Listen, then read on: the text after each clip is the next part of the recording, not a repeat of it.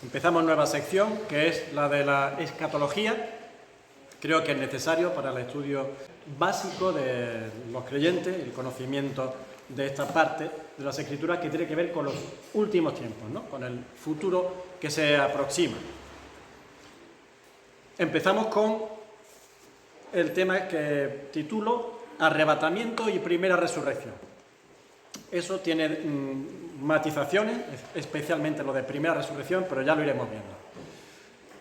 Dejamos la Iglesia y las iglesias, la Iglesia como el cuerpo de Cristo en su totalidad y las iglesias como las congregaciones que se reúnen de forma física en el mundo. Y ahora preguntamos, lo dejamos como tema, ¿vale? Pero ahora preguntamos, ¿tiene fecha de fin la Iglesia en la tierra? ¿Cuándo será? Si tiene fecha de fin, ¿cuándo será y cómo será? Bueno, la respuesta a la primera pregunta es sí. La Iglesia tiene fecha de fin en la tierra. Digo, la Iglesia y las iglesias. La Iglesia va a dejar de estar en la tierra como cuerpo de Cristo y seguro que habrá congregaciones que se siguen reuniendo. Pero será porque no pertenecen a la Iglesia y solo tenían el nombre de cristianas, pero no lo eran. Algunas ya ni siquiera tienen ese nombre, ¿no? Pero bueno, Apocalipsis 3, 1, dice así: escribe al ángel de la iglesia en Sardis, el que tiene los 7 espíritus de Dios y las 7 estrellas, dice esto: yo conozco tus obras, que tienes nombre de que vives y estás muerto. Así que delante de Dios no vale el nombre o el título que aparezca en la fachada del edificio o donde estés, sino la autenticidad de tu ser. Solo los nacidos de nuevo, los hijos de Dios que son iglesia de Cristo, cuerpo de Cristo, serán los que dejen de estar en la tierra. ¿Cuándo será? No se sabe. Nadie lo sabe. Ni aun el Hijo de Dios, ni aun Jesucristo lo sabe. Solamente el Padre. De ahí que lo asemeje a un ladrón que viene de noche a robar y por supuesto no avisa a nadie de que viene a robar y a todos pilla por sorpresa. ¿Cómo será?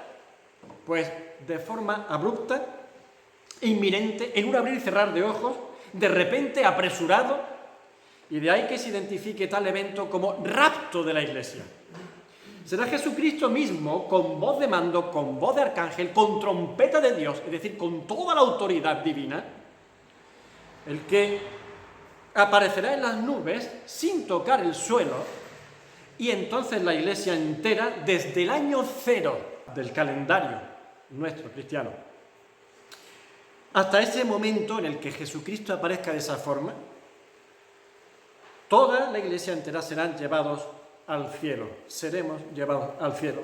Los muertos resucitarán y los vivos serán transformados, todos tendrán una misma forma de cuerpo glorificado y nadie verá eso sino solamente los hijos de Dios. Esta es hasta aquí la introducción. Vamos a empezar el tema. Vamos a 2 de Pedro, capítulo 3, versículos 3 al 4. Dice así: sabiendo primero esto, que en los postreros días vendrán burladores, andando según sus propias concupiscencias y diciendo: ¿dónde está la promesa de su advenimiento? Porque desde el día en que los padres durmieron, esos antiguos de los patriarcas de Israel, etcétera, que ya iban con el Dios ese único y verdadero, todas las cosas permanecen así como desde el principio de la creación. Nada ha cambiado. Esos son los burladores que vienen a meterse un poco con el tema nuestro, cristiano, con la fe del Dios vivo y verdadero. Así que una de las formas de rechazo por parte de la sociedad hacia los creyentes y hacia su fe es que no hay nada que vean en especial en la vida que vivimos, ni en la historia, en los acontecimientos de la historia. No ven nada en especial. Todo permanece igual desde el principio de la creación. Las evidencias las rechazan, no aceptan como tal las evidencias. Así que si aún viene uno y resucita a otro de los muertos, no vale, siempre habrá una excusa. De modo que toda la predicación llena de promesas y de advertencias que pueda tener Jesucristo mismo y los creyentes es criticada y menospreciada, como hemos leído en ese pasaje de Pedro, donde dice: ¿y dónde está la promesa de su advenimiento? ¿Dónde está el cumplimiento de tantas cosas que se dicen? Bueno, pues vamos a empezar por el principio. Y empezar por el principio es empezar con la redención finalizada. Por fin, la redención finalizada. ¿Qué es esto? Vamos a Lucas capítulo 21. El Señor está hablando precisamente de este tema, de los últimos tiempos, de los tiempos finales de esta tierra, señales antes del fin. ¿Qué ocurrirá? ¿Qué señales habrán antes del fin? Y el Señor está relatando los acontecimientos y sucesos que van a ir apareciendo, tanto aquí en la tierra como a nivel cósmico, van a ir dándose señales que irán diciendo se va acercando el momento. Pues en el versículo 28 dice una cosa muy interesante, Lucas 21, 28. Cuando estas cosas comiencen a suceder, cuando estas señales empiecen a aparecer y a darse todo esto que estoy diciendo que tiene que ocurrir, erguíos y levantad vuestra cabeza, porque vuestra redención está cerca. Mirad, la salvación del hombre es lo que Jesucristo ganó hace 2000 años, a fecha de hoy, un poquito más de 2000 años. Y ahora Lucas nos dice que Cristo avisó claramente que iba a volver, ya no para morir, porque cuando Lucas está escribiendo Cristo había muerto, sino que ya no vendría para morir en una cruz otra vez. Dice Hebreos que no tiene que aparecer más veces para pagar por el pecado, lo hizo una vez y para siempre. Volverá, porque resucitó, y volverá para reinar. Y los que sean de él tienen un encargo. ¿Tú eres de Cristo? Sí, pues hay un encargo para vosotros. Lo hemos leído. Vais a ver cómo ese momento de que Cristo volverá se aproxima. Y cuando veáis que ese momento se aproxima, que las señales están ocurriendo y cada vez con más frecuencia y con menos lapsos de tiempo, será momento de erguirse los creyentes, de levantar las cabezas.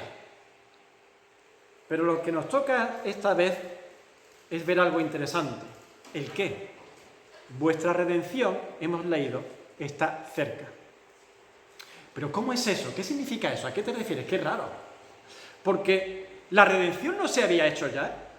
Tú has dicho que la salvación del hombre es lo que Jesucristo hizo hace 2000 años. Y en la salvación, cuando vimos ese tema, una de las cosas que había era la redención.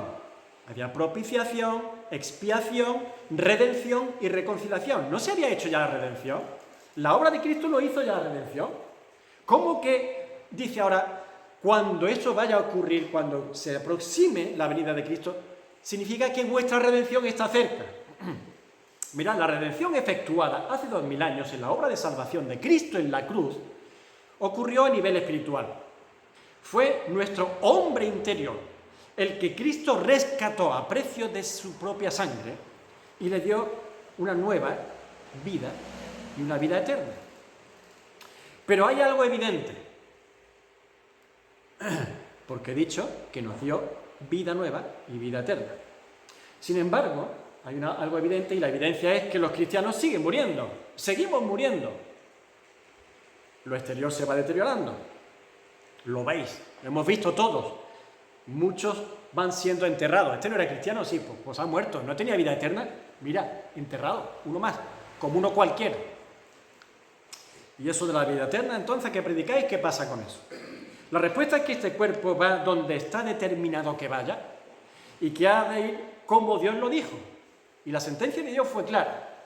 Hasta que vuelvas a la tierra, Génesis capítulo 3, versículo 9, porque de ella fuiste tomado, polvo eres y al polvo volverás. Y como toda palabra de Dios, se cumple. Y eso se tenía que cumplir. Seas cristiano o no lo seas. El cuerpo vuelve a donde tiene que ir, que es la tierra, porque de ella fue tomado. Así que el cuerpo mortal continúa su camino hacia su lugar, que es la tierra, pero la salvación de Cristo es completa. Es decir, no se limita solo a alma y espíritu. El cuerpo también tiene que pasarle algo, porque si no sería incompleta la salvación de Cristo. Así que el cuerpo que perece vuelve a la tierra para volver a formar parte de ella como átomos que integrarán otras estructuras. Pues ese cuerpo también va a ser redimido. Pero tiene su fecha, que no es la de hace 2000 años, sino que es la de ese momento en el que Cristo aparecerá. Esa es la fecha. Y será la misma para todos los creyentes. Mirad, la fecha de nuestra redención como ser, de nuestro hombre interior, alma y espíritu, fue hace 2000 años. Falta completarse con la redención de nuestro cuerpo, que será dentro de, no sabemos cuándo, pero cuando Cristo vuelva de nuevo. Se trata de que el cuerpo será resucitado y obtendremos, por tanto, una nueva naturaleza que esta vez es para vida eterna. El nuevo cuerpo, esta vez, será para eternidad. Y ahora vamos a la clave del tema de hoy. Hay, por tanto, una redención del cuerpo, no solo del espíritu y el alma, y esa es la que tanto los creyentes que fueron sepultados hace siglos como los creyentes que estén presentes en este mundo, en el momento de la venida del Señor, experimentarán la redención del cuerpo. Tanto los que murieron hace siglos como los que estén viviendo cuando el Señor vuelva, repito. Los enterrados van a resucitar primero y los que estén sobre la tierra serán transformados. Todos recibirán su naturaleza definitiva. Así va a ser en ese orden. Y lo leemos en 1 Corintios capítulo 15, versículos 51 al 54. He aquí os digo un misterio. No todos dormiremos, pero todos seremos transformados en un momento, en un abrir y cerrar de ojos, a la final trompeta. Porque se tocará la trompeta y los muertos serán resucitados incorruptibles y nosotros seremos transformados. Porque es necesario que esto corruptible se vista de incorrupción y esto mortal se vista de inmortalidad.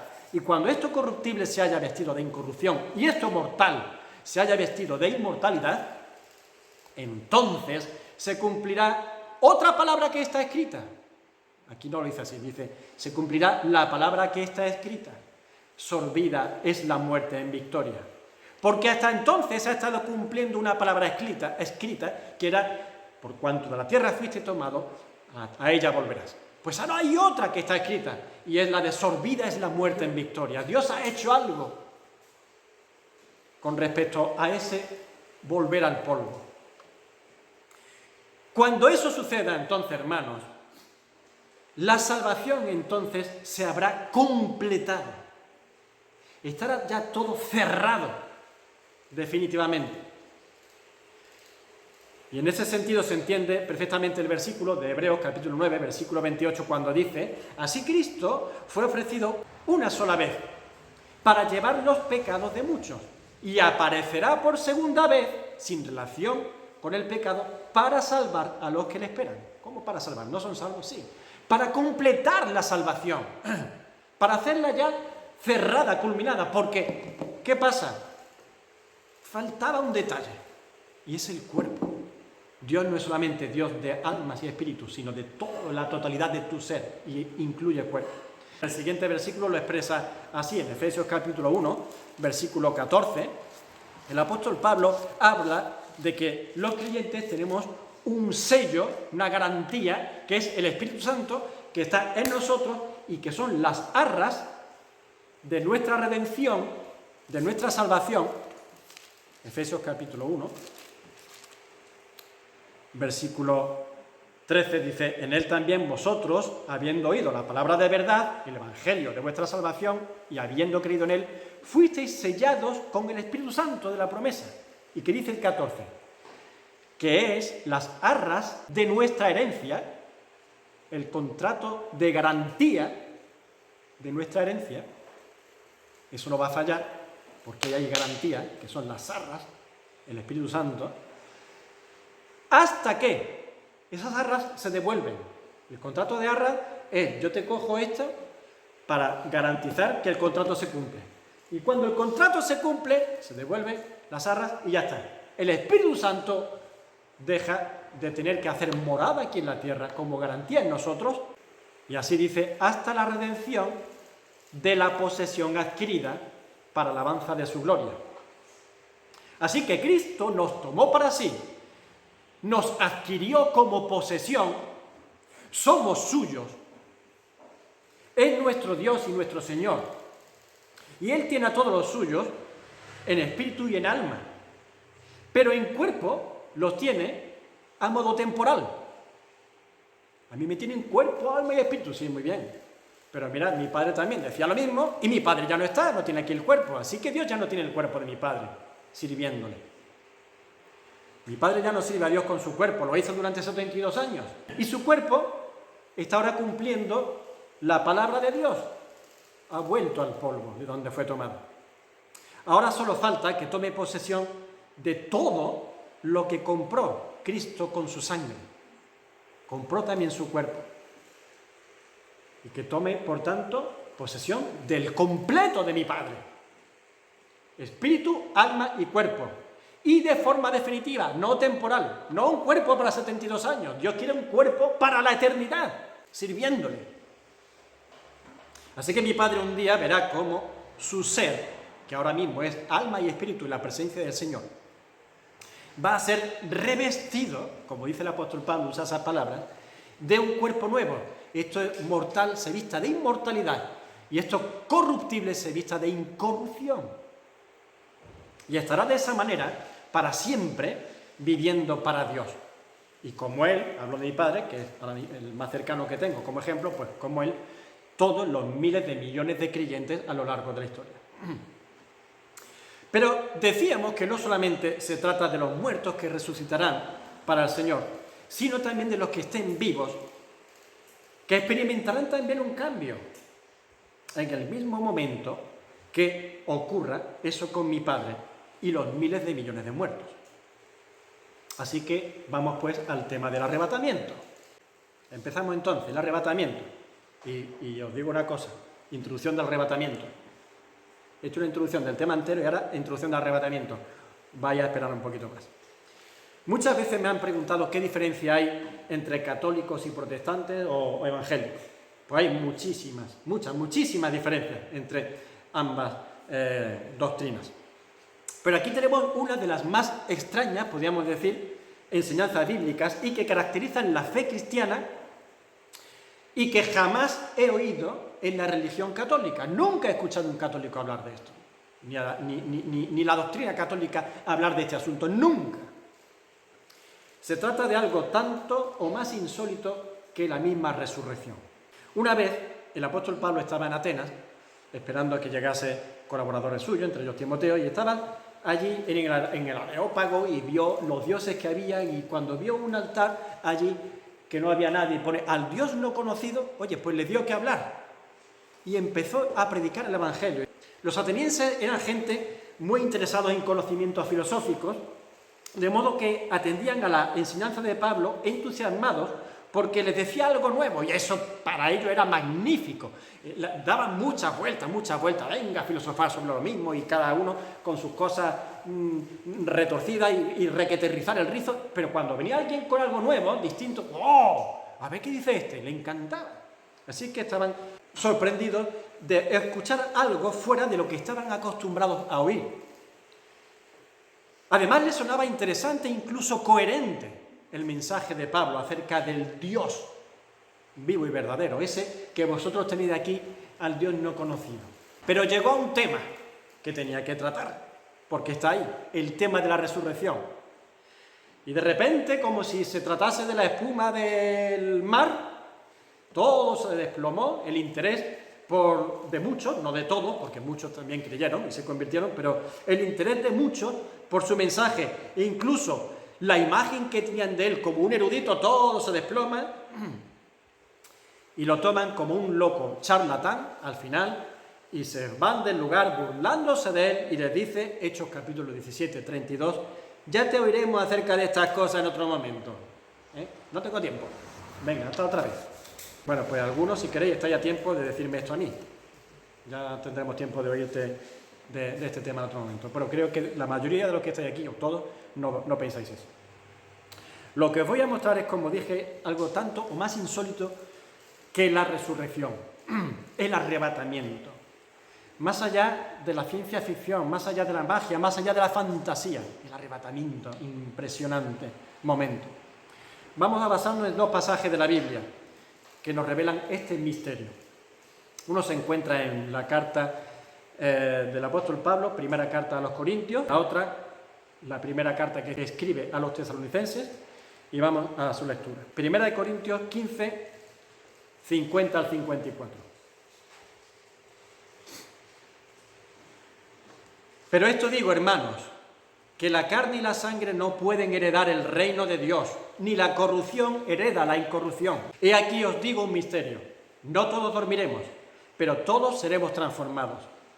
En un momento, en un abrir y cerrar de ojos, a la final trompeta, porque se tocará la trompeta y los muertos serán resucitados incorruptibles y nosotros seremos transformados. Porque es necesario que esto corruptible se vista de incorrupción y esto mortal se vista de inmortalidad. Y cuando esto corruptible se haya vestido de incorrupción y esto mortal se haya vestido de inmortalidad, entonces se cumplirá la palabra que está escrita: sorbidáis la muerte en victoria. ¿Dónde está, oh muerte, tu aguijón? ¿Dónde está, oh sepulcro, tu victoria? Ya que el aguijón de la muerte es el pecado y el poder del pecado la ley. Así que el apóstol Pablo está escribiendo acerca de la resurrección en este capítulo. Y es que uno de los conceptos que encontramos en su exposición del Evangelio es que toda la fe cristiana no tendría sentido alguno si no fuese por la realidad de la resurrección. Si no existe resurrección, entonces todo pierde sentido, todo el mensaje se desmorona, nada permanece en el cristianismo. Todo esfuerzo, todo trabajo, todo sufrimiento, todo padecimiento, todo gozo incluso, toda alegría, por causa de obedecer a Dios y a su Hijo Jesucristo, que es por lo que lo hacemos, sería una pérdida de tiempo y un sinsentido si no hay resurrección. Si todo se acaba con la muerte, pierde sentido Cristo y el mensaje de Cristo. Pablo llega a decir, incluso en tal caso, que somos los más dignos de conmiseración de todos los hombres. Capítulo 15, que hemos leído, versículos 14 y 19. Vana es la predicación, vana es la fe. Vana es vuestra predicación, vana es vuestra fe, si Cristo lo ha resucitado. Y somos los más dignos de conmiseración de todos los hombres. Damos pena, porque vaya forma de vivir engañados como tontitos. Dice, pero Cristo resucitó, primicia de los que resucitaron fue hecho. Ahora el apóstol nos cuenta cómo va a ser esto de la resurrección. Con esto de la serie de las plataformas de streaming y de las redes, pues hemos tenido la ocasión de ver, no en mi caso, yo no lo he visto, pero sí de conocer, mucho tema zombie que se puso de moda. Una racha donde había un tema de zombie por todos lados en las películas, ¿verdad? Y en series. Y ya mucho antes de eso, cuando yo era pequeño, ¿quién nos recuerda? Pues el thriller de Michael Jackson, en el que le catapulta la fama, ¿verdad? Como rey del pop, cuando aparece en esa escena y en ese thriller, que se transforma en hombre lobo y va acompañado de un grupo de zombies detrás de él, ¿verdad? Muertos vivientes. Esos son los zombies, muertos que han salido de las tumbas y van andando, y van así, con su baile, con sus formas, con su aspecto de zombie. Creo que para la mayoría de los que imaginan la resurrección, cuando se le habla así a nivel secular, la idea es algo de ese estilo, ¿verdad? Salir de la tumba andrajoso, con los cuerpos destrozados, con un ojo que se le ha caído o está colgando, con medio cerebro fuera, con el brazo cortado, lleno de agujeros por el cuerpo, hecho un desastre y las ropas podridas y andrajosas. Es un muerto que ha salido de la tierra, ¿verdad? Pues mira, de ser así, la resurrección se convierte en lo más desagradable e indeseable que Dios podría prometer a una persona, por lo menos para mí. Yo no le doy un beso a mi padre así, de ninguna forma, lo siento. Le saludo de lejos si no salgo corriendo. Pero a mí mi padre se me aparece así y no voy a acercarme a darle un abrazo ni un beso. Imagino que olerá también conforme a su imagen. Así será su olor y su voz. Desagradable e indeseable. Pero aparte de ese asunto, que ya es suficiente como para rechazarlo, ¿verdad?, el tema de la resurrección, se me plantea otra incógnita, una pregunta que habría que hacerse. Si la resurrección consiste en que los cuerpos putrefactos, semitroceados, salgan de las tumbas, ¿quiénes son los que van a resucitar? Según esto, serían solamente los que aún le quede algo de esqueleto en la tumba, ¿no? Lo cual supone que los que murieron hace 500 años, pues no van a salir, porque son polvo. Y mucho menos los que han sido incinerados, porque son ceniza. Me estoy desviando un poco, y ya os lo dije, esto es introducción del asunto del arrebatamiento, pero es que hay que ir centrando bien todo, ir amarrando bien todos los cabos, ¿de acuerdo?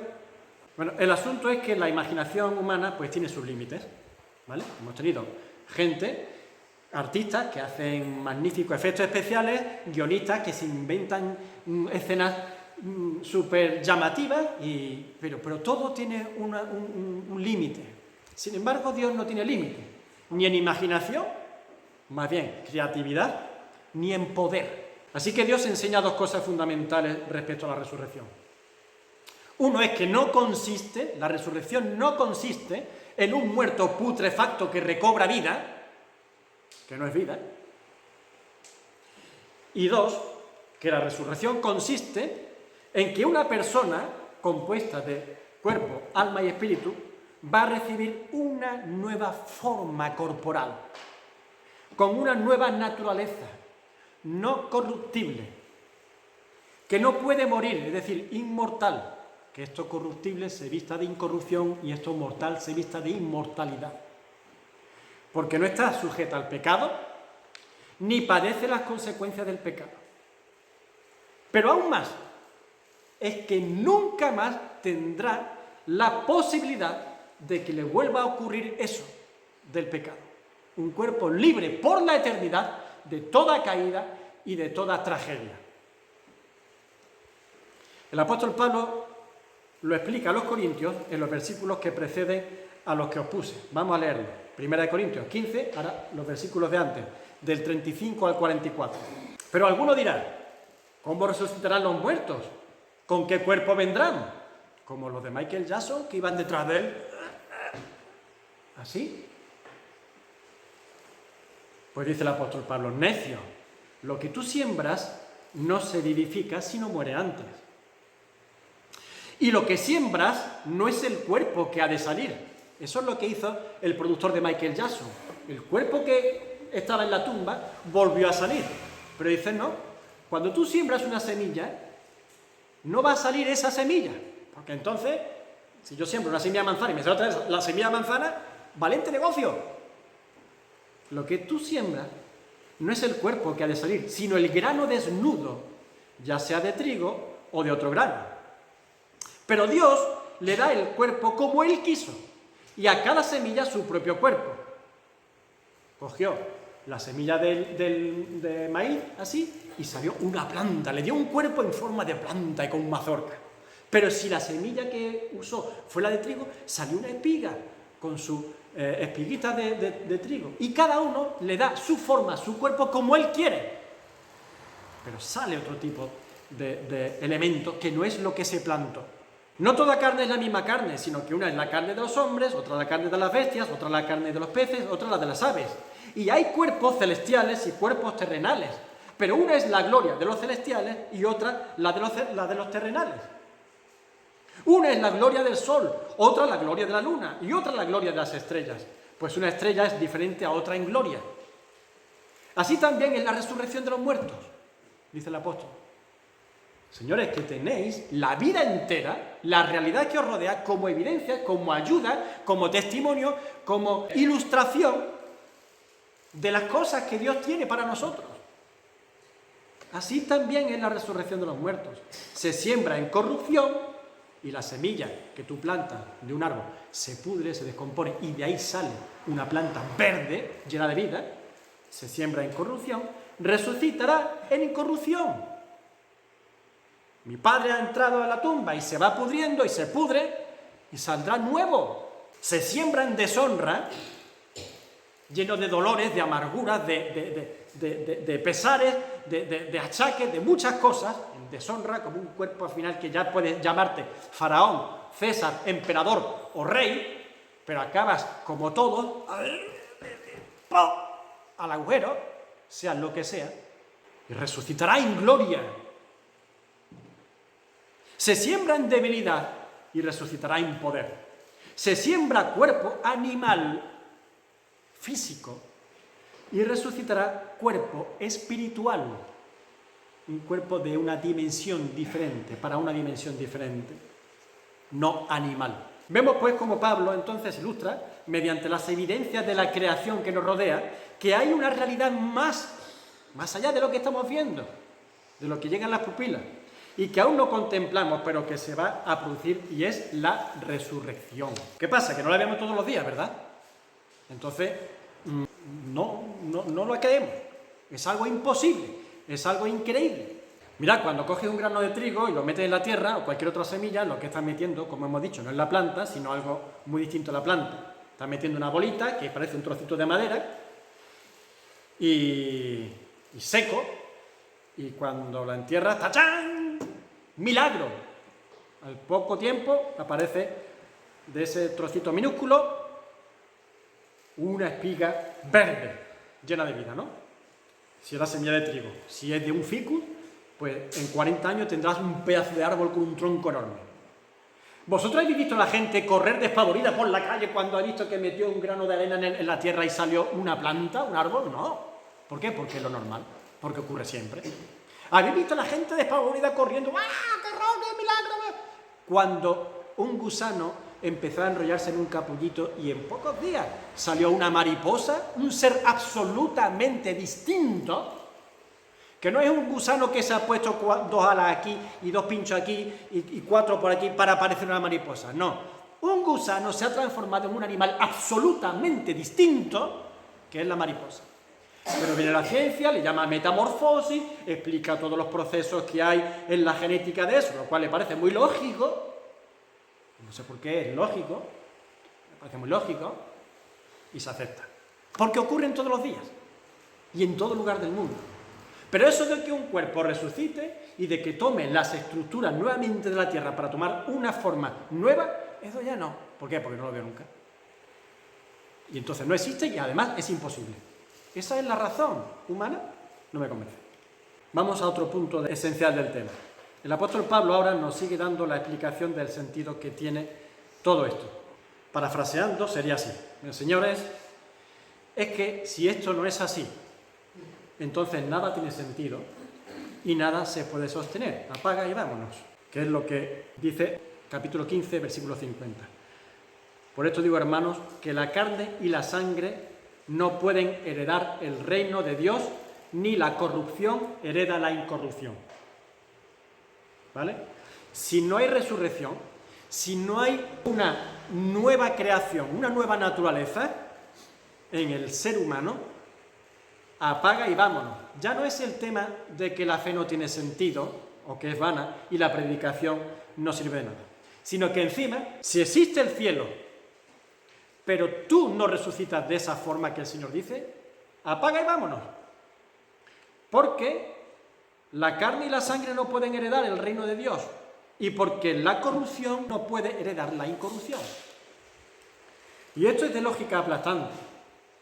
¿Cuántas veces habéis dicho o habéis escuchado a la gente decir eso de que no nos vamos a llevar nada de aquí? Como hemos venido, así nos vamos. Hemos venido desnudos y desnudos nos vamos de aquí. No nos llevamos nada. Ni el collar de oro, ni el cochazo que tiene en la puerta, ni los Levi's 501. No te llevan nada. Te meten con los Levi's 501 en el ataúd y en el ataúd se queda. Cuando decimos eso, lo que estamos diciendo es que todo lo material se separa de nosotros. No nos llevamos nada, es que nos vamos. Y todo lo material se queda aparte, se separa de nosotros. Que todas las cosas de este mundo son perecederas y que dejan de ser, y que el dinero no vale de nada, no te va a servir en la existencia fuera de aquí, si la hubiera, ¿verdad? Si la hubiera. Bueno, si la hubiera, vale. Pero lo cierto es que si lo hubiera, que aún lo dudan muchos, pues el dinero no te va a valer para nada. Ni los levis, ni el coche, ni el reloj de oro. Pues Pablo dice eso en ese versículo. Señores, las dimensiones espirituales no tienen nada que ver con las dimensiones terrenales, físicas, materiales de este mundo. Incluido nuestros propios cuerpos, huesos, músculos, piel, sangre, cabellos, porque no cuentan con las condiciones para poder existir ni desenvolverse en las esferas celestiales, donde la naturaleza que la caracteriza es muy diferente. Una naturaleza celestial es muy diferente a la terrenal. Así que si nosotros mismos, nuestro cuerpo, nos sirve para vivir en el mundo submarino y estamos hablando en un mismo nivel de dimensión, cuánto menos podemos pensar que nuestro cuerpo puede desenvolverse y existir en una dimensión celestial. O es verdad que resucitamos con cuerpos glorificados, o si no, olvida, apaga y vámonos. No pienses en ir al cielo ni en vivir después de aquí. La naturaleza espiritual no significa invisible ni intangible. Significa solamente una naturaleza absolutamente distinta a la material y a la física. Pero eso no significa que no se pueda ver, ni que no se pueda tocar. ¿Vale? Cuando Cristo resucitó, se le tocó, comió, estuvo con los apóstoles y entró y salió de una habitación cerrada sin abrir las puertas. Que te lo explique, no puedo. No puedo ni entender lo de la ciencia cuántica, te voy a explicar la ciencia celestial. Ni puedo, ni creo que me corresponde. Y él fue, dice el apóstol Pablo, primicia, fue hecho primicia de los que resucitaron. El primero. Y tengo que decir algo al respecto de eso. Cristo es el primero de todos los hombres, de todos los tiempos, que resucita conforme a la resurrección de 1 Corintios 15. Es decir, la resurrección que Dios tiene preparada para los creyentes. Es decir, una resurrección de cuerpo incorruptible para toda la eternidad. Porque ciertamente la Biblia nos habla de muchos casos de resurrección. Podríamos decir, Cristo no fue el primero en resucitar. Te vas al Antiguo Testamento y ya tienes al hijo, la viuda aquella, que Elías resucitó. Te vas a los Evangelios y Jesucristo mismo resucitó a la hija de Jairo, a Lázaro, etc. Precisamente los del Nuevo Testamento son resurrecciones efectuadas por Jesucristo mismo, ¿verdad? Pero no son resurrecciones conforme a la resurrección que Dios tiene preparada para los creyentes de 1 Corintios 15, sino que resucitaron con cuerpos no incorruptibles, sino exactamente iguales que con los que murieron. Fueron directamente vivificados. Ese cuerpo volvió a tomar vida, pero no eran cuerpos inmortales, de tal forma que volvieron a morir cuando les llegó la hora. Cumplieron sus 80, 90, 110 años y murieron. O les atropelló un carro romano y lo mataron, no sé, volvieron a morir. Pero esa no es la resurrección de la que la Biblia nos enseña que queda por aparecer o que queda por ocurrir, sino la que es conforme a la resurrección de Cristo, que sí fue el primero de todos que ha resucitado en cuerpo, glorificado, incorruptible, inmortal y que nunca podrá volver a morir, vestido de incorrupción y de inmortalidad. Pues con esto ya aclarados esos aspectos esenciales de la resurrección, pasaremos la próxima sesión al asunto del arrebatamiento. Que el Señor os bendiga.